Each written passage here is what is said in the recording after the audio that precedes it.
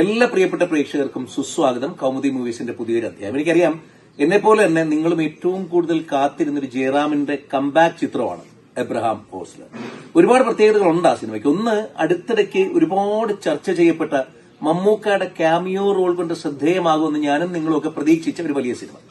പക്ഷെ ആ സിനിമ തിയേറ്ററിലേക്ക് എത്തുമ്പോൾ ഏത് തരത്തിലായിരിക്കും ജനം അതിനെ സ്വീകരിക്കുക എന്നുള്ളൊരു ഒരു ചെറിയ സംശയം എനിക്കും നിങ്ങൾക്കുണ്ടായിരുന്നു. രണ്ട് കാരണങ്ങളാലാണ്. ഒന്ന്, ജയറാമേട്ടന്റെ ഏറ്റവും വലിയ ട്രോളുകൾ വന്ന വർഷമാണ് കഴിഞ്ഞുപോയ 1-2 മാസം നമ്മൾ എടുക്കുകയാണെങ്കിൽ ജയറാമേട്ടൻ മസിലൊക്കെ പിടിച്ച് അല്ലെ ആ പഴയ ഒരു സിനിമയിലെ ജയറാമിനെ തന്നെ ആയിരിക്കും നമ്മൾ കാണേണ്ടി വരിക എന്നൊരു വലിയ വിഭാഗം പ്രേക്ഷകർ കരുതിയിരുന്നു. അങ്ങനെയേയല്ല. സിനിമ പുറത്തിറങ്ങുമ്പോൾ തിയേറ്ററുകളെ ഇളക്കി മറിക്കുന്ന രീതിയിലാണ് ജയറാമേട്ടന്റെ പെർഫോമൻസ്. അതിന് സല്യൂട്ട് ചെയ്യാതെ വയ്യ. രണ്ടാമത്, ഈ സിനിമയിൽ മമ്മൂക്ക ഉണ്ടോ ഇല്ലയോ എന്നുള്ളൊരു ആശങ്ക കഴിഞ്ഞുപോയൊരു 2 ആഴ്ചക്കാലമായിട്ട് പല ഇന്റർവ്യൂകളിലൂടെയും പല പ്രസ്താവനകളിലൂടെയും ഒക്കെ ഇങ്ങനെ നിറഞ്ഞു. കഴിഞ്ഞ ദിവസം തന്നെ സംവിധായകൻ പറയുന്നുണ്ടായിരുന്നു, ആര് പറഞ്ഞു നിങ്ങളോട് മമ്മൂക്ക ഉണ്ടെന്ന്? ഞാൻ പറഞ്ഞിട്ടില്ലല്ലോ, പിന്നെന്തിനാ നിങ്ങൾ വിശ്വസിക്കുന്നതൊക്കെ ചോദിക്കുകയും ചെയ്തിട്ടുണ്ടായിരുന്നു. മിഥുൻ മാനുവൽ തോമസിന്റെ നാമം ഉയർന്നു കേൾക്കാൻ തുടങ്ങിയിരിക്കുന്ന ഒരു സമയമാണ്. അദ്ദേഹത്തിന്റെ ഏറ്റവും മികച്ച ചിത്രമായിരുന്ന 5-ാം പാതിര എന്നുള്ളതിനെയും കടത്തി വെട്ടിയിട്ട് വളരെ മനോഹരമായിട്ടുള്ള മേക്കിംഗിലാണ് എബ്രഹാം ഓസ്ലർ ഉറങ്ങിയിരിക്കുന്നത്. ഇനി നമുക്ക് സിനിമയിലേക്ക് വരാം. സിനിമയുടെ ഏറ്റവും വലിയ ഹൈലൈറ്റ് ഇതൊരു ഗംഭീര ത്രില്ലർ മോഡിൽ ഒരുക്കിയിരിക്കുന്ന സിനിമയാണ് എന്നുള്ളതാണ്. ത്രില്ലർ, നമ്മൾ ഈ പറഞ്ഞ ആ ത്രില്ലർ എന്ന പദത്തിന്റെ സെൻസിനെ പൂർണ്ണമായിട്ടും നീതി പുലർത്തുന്ന രീതിയിൽ ഒരു മെഡിക്കൽ ക്രൈം ഡ്രാമയായിട്ടാണ് സിനിമ ഒരുങ്ങിയിരിക്കുന്നത്. ജയറാമേട്ടന്റെ കഥാപാത്രത്തിന് നമ്മൾ ഇതിനു മുൻപ് കണ്ടിട്ടുള്ള ഒരു ജയറാമേട്ടന്റെ ഒരു മാനറിസമോ അല്ലെ ബോഡി ലാംഗ്വേജോ ഒന്നും തന്നെ സൂക്ഷിക്കാതെ പുതിയൊരു ജയറാമേട്ടനെ അവതരിപ്പിക്കുന്നതിൽ സംവിധായകൻ വിജയിച്ചു എന്ന് പറയാതെ വയ്യ. മാത്രമല്ല, ഓരോ രംഗങ്ങളിലും വളരെ എൻഗേജിംഗ് ആയിട്ടുള്ള മൊമെന്റ്സിനെ സൃഷ്ടിക്കുന്നതിൽ തിരക്കഥാകൃത്ത് എന്നുള്ള നിലയിലും വിജയിച്ചു എന്ന് തന്നെ പറയണം. സിനിമ ഒരു ആവറേജ് അനുഭവമാണ് എന്ന് പറയപ്പെടുന്ന ഒരു വലിയ വിഭാഗം പ്രേക്ഷകരുണ്ട്. എന്നെ സംബന്ധിച്ച് എനിക്ക് ആ സിനിമ വർക്കായി. എനിക്ക് ഭയങ്കരമായിട്ട് ഇഷ്ടപ്പെട്ടു. കാരണം ഒന്ന്, ജയറാമേട്ടൻ, ഇപ്പൊ ബാക്കി എല്ലാ താരങ്ങളും അവരുടെ ഗംഭീര കംബാക്ക് നടത്തിക്കഴിഞ്ഞൊരു വർഷമാണ് നമ്മൾ കണ്ടത്. ആ കാറ്റഗറിയിലേക്ക് തിരികെ വരാനുണ്ടായിരുന്ന ഒരേ ഒരു പ്രിയപ്പെട്ട ആളെന്ന് പറയുന്നത് നമ്മുടെ ജയറാമേട്ടനാണ്. അദ്ദേഹത്തിന്റെ മനോഹരമായിട്ടുള്ള ഒരു ഗെറ്റപ്പ് ചേഞ്ചും, ഈ ജയറാമേട്ടനെ നമ്മൾ മുമ്പ് കണ്ടുള്ള ആ ക്യൂട്ട് സംഗതിയിലല്ല പുള്ളി വരുന്നത്. പുള്ളി ഭയങ്കര സീരിയസ് ആയിട്ട് റിട്ടയർ ആയിട്ടുള്ള ഒരു ക്രിമിനൽ ഇൻവെസ്റ്റിഗേഷൻ ഓഫീസറായിട്ടൊക്കെ വരുമ്പോ പുള്ളിക്ക് ആ ക്യാരക്ടർ ഭയങ്കരമായിട്ട് സിങ്കായി എന്ന് തോന്നി സിനിമ കണ്ടപ്പോൾ.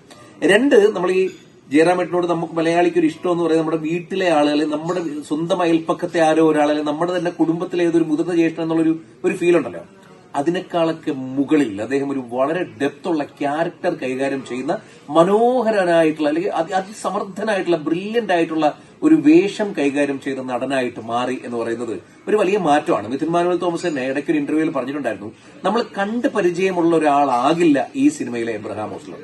ഇനി നിങ്ങളൊക്കെ കാത്തിരിക്കുന്ന മമ്മൂക്ക ഉണ്ടോ ഇല്ലയോ എന്നുള്ളതാണ്. മമ്മൂക്ക ഉണ്ട് എന്നുള്ളത് കുറച്ചുനാൾ മുമ്പ് തന്നെ നമ്മളൊക്കെ അറിയുകയും ചെയ്തിട്ടുണ്ടായിരുന്നു.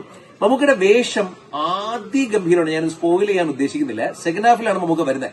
ഫസ്റ്റ് ഹാഫ് ഭയങ്കര എൻഗേജിംഗ് ആയിട്ട് പടം പോകും. സെക്കൻഡ് ഹാഫ് ആകുമ്പോൾ മമ്മൂക്ക വരും. മമ്മൂക്ക വന്നു കഴിയുമ്പോൾ പടം കുറച്ചുകൂടിയൊക്കെ മുറുകും. ഇത് ഒരു കൊലപാതകത്തിന്റെ കഥയല്ല, ഒന്നിലേറെ കൊലപാതകങ്ങളുടെ ഒരു ക്രൈം സീരീസ് ആണ്. എനിക്ക് സിനിമയ്ക്കകത്ത് ഇഷ്ടപ്പെട്ട അതിന്റെ ഓരോ ഭാഗങ്ങളായിട്ട് ഞാൻ നോട്ട് ചെയ്ത് വെച്ചിട്ടുണ്ട് കേട്ടോ. ഒന്ന്, ഒരു ഇമോഷണൽ ക്രൈം ഡ്രാമ എന്ന രീതിയിലേക്കാണ് ഇത് മേക്ക് ചെയ്തിരിക്കുന്നത്. ഇമോഷൻസിനെ കൃത്യമായ ബാലൻസിംഗിൽ കൊണ്ടുപോകുന്നതിന് അവർക്കായിട്ടുണ്ട്. ആദ്യ പകുതി ഇടയ്ക്കിടയ്ക്ക് എൻഗേജിംഗ് ആകുന്ന ഒരു രീതിയിലൊക്കെയാണ് പോയത്. അതിനുശേഷം ഒരു ആവറേജ് ഫീലിലേക്ക് പലപ്പോഴും കൊണ്ടുപോയെങ്കിലും പടം കമ്മിറ്റ് ചെയ്യുന്നതിൽ വിജയിച്ചു എന്ന് പറയാതെ വയ്യ. ജഗദീഷ് ഏട്ടന്റെ കഥാപാത്രവും അതിന്റെ കൂടെ നമ്മൾ ചേർത്ത് വായിക്കണം. അനശ്വരയുടെയും സപ്പോർട്ടിംഗ് ആയിട്ടുള്ള വന്ന മുഴുവൻ ആർട്ടിസ്റ്റുകളും അതിഗംഭീരമായിട്ട് തന്നെ പെർഫോം ചെയ്തു. മമ്മൂക്ക വരുന്നതോടുകൂടിയാണ് പടത്തിന്റെ ഗ്രാഫ് അങ്ങോട്ട് കയറുന്നത് കേട്ടോ. എനിക്കിതിലേറെ ഇഷ്ടപ്പെട്ട സിനിമാറ്റോഗ്രാഫിയാണ്. ഒരു medical crime thriller emotional drama എന്നൊക്കെ പറയുന്ന ഒരു ജോണറിലേക്ക് വരുമ്പോൾ ഒരു പ്രത്യേക കളർ പാറ്റേണിലേക്ക് സിനിമയെ കൊണ്ടുപോവുക എന്ന് പറയുന്ന ഒരു ആവശ്യമുണ്ടോ?